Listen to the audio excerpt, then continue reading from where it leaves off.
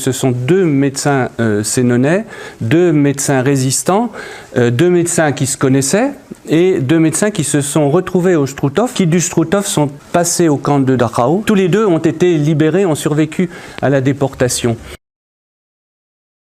André Rago est né en 1909, il avait deux sœurs aînées. Il était dans une famille heureuse, il a fait des études secondaires, puis des études de médecine.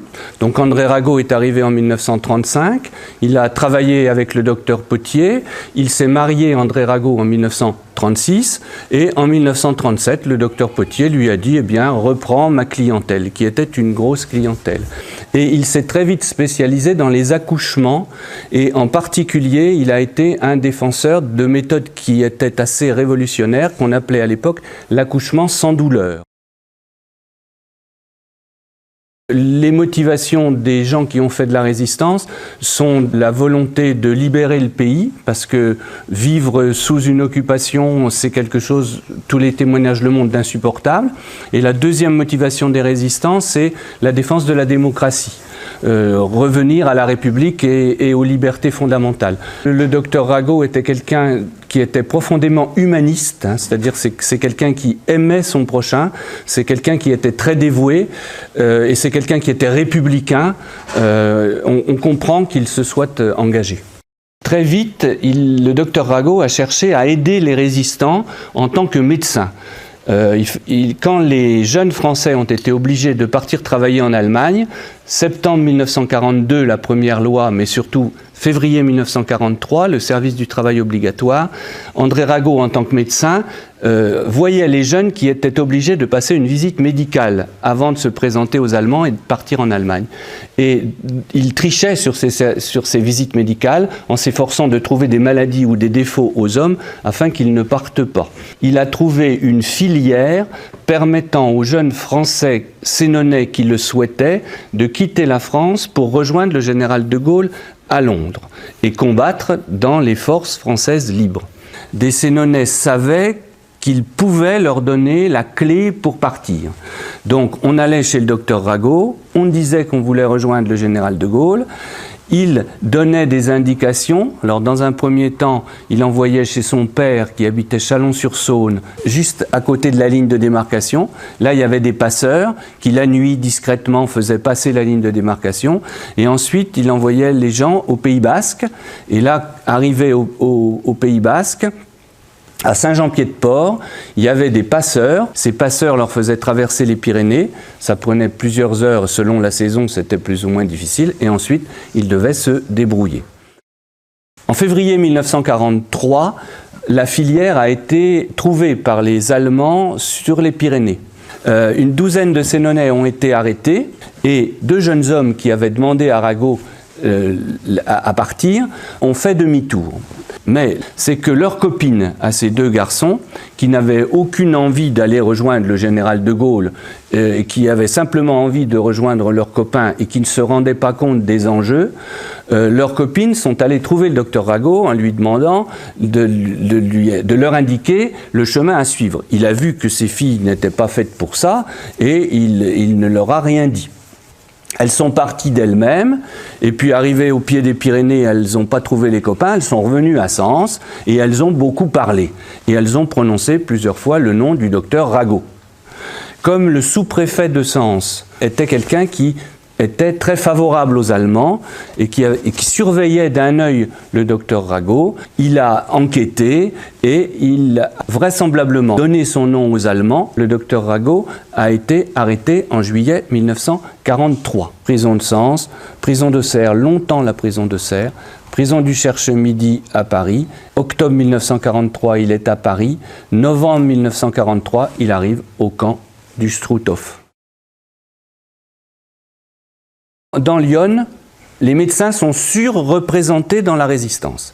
Le docteur Jean de la Reberette, il avait 4 ans de moins que le docteur Rago, et voici comment il a été amené à la résistance. Il y a beaucoup d'avions qui survolaient le ciel du Sénonais, qui venaient d'Angleterre et qui allaient jeter des bombes sur l'Allemagne. Nous sommes là en 1943.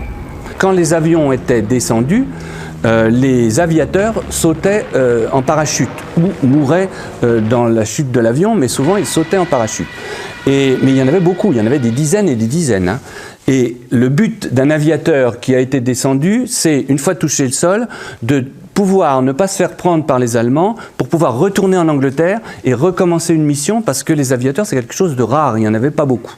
À la fin de 1942, un avion tombe et plusieurs de ces aviateurs sont rescapés.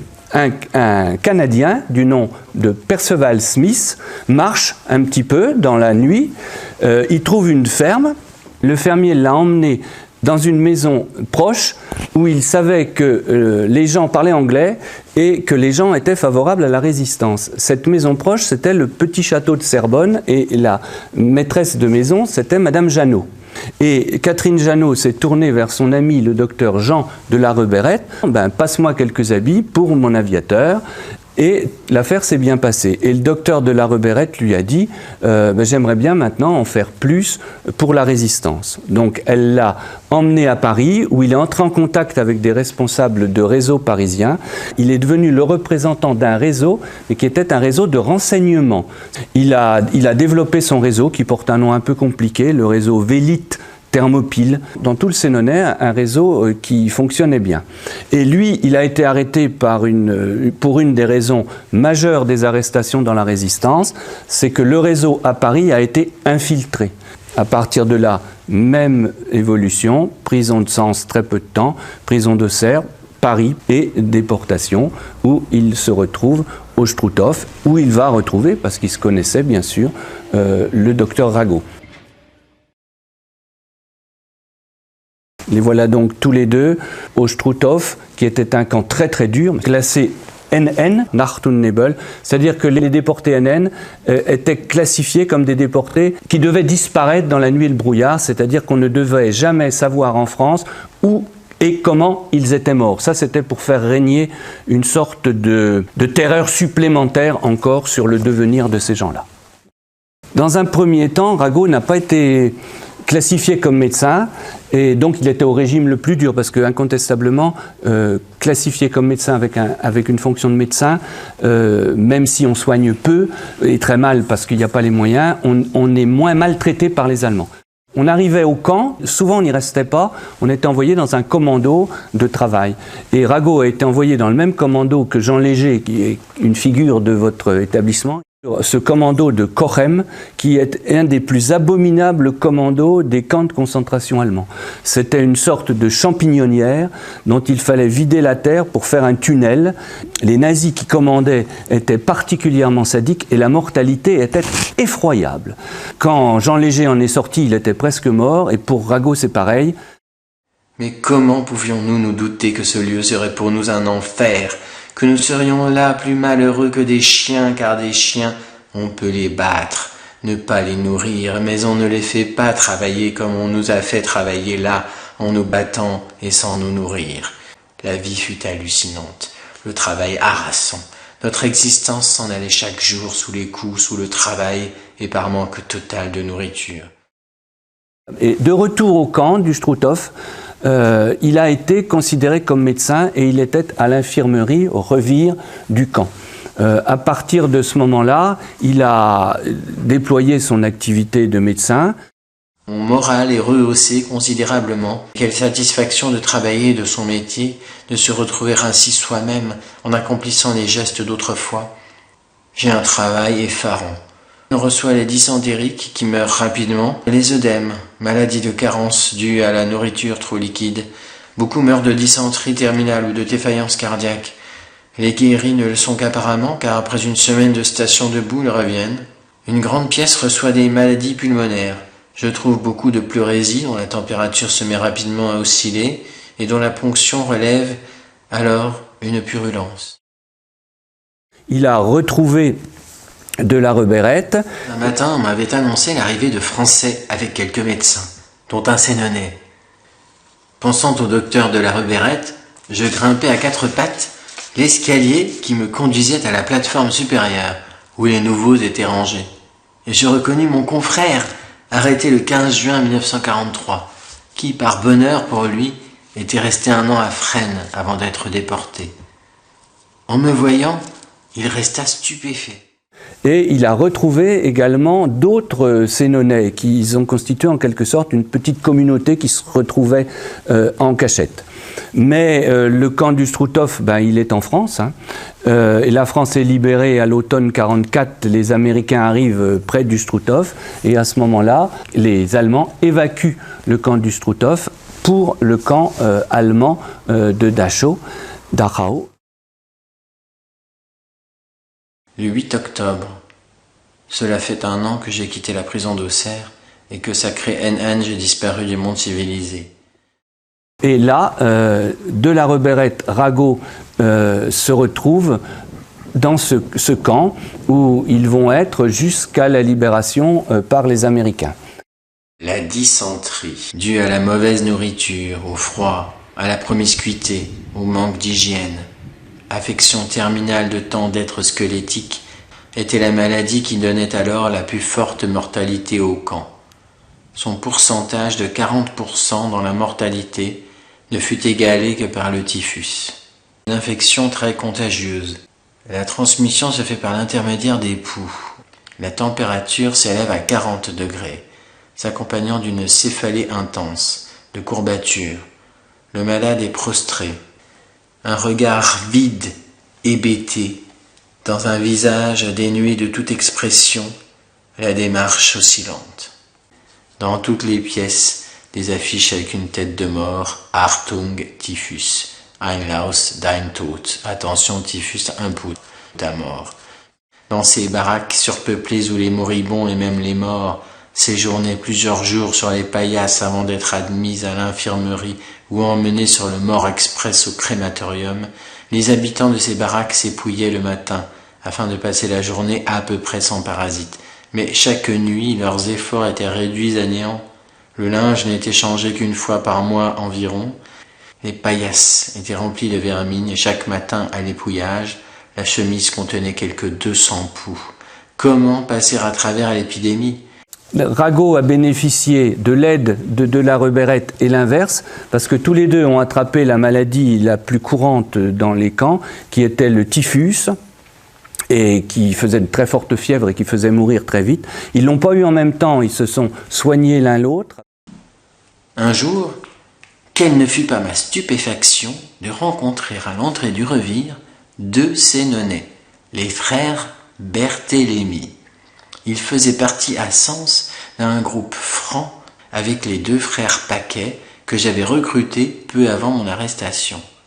Les Berthélemy furent arrêtés dans le Midi comme réfractaires, après avoir voyagé avec une valise remplie d'explosifs qu'un soldat allemand les aida à porter. Tous 2 étaient ici affectés à un bon commando.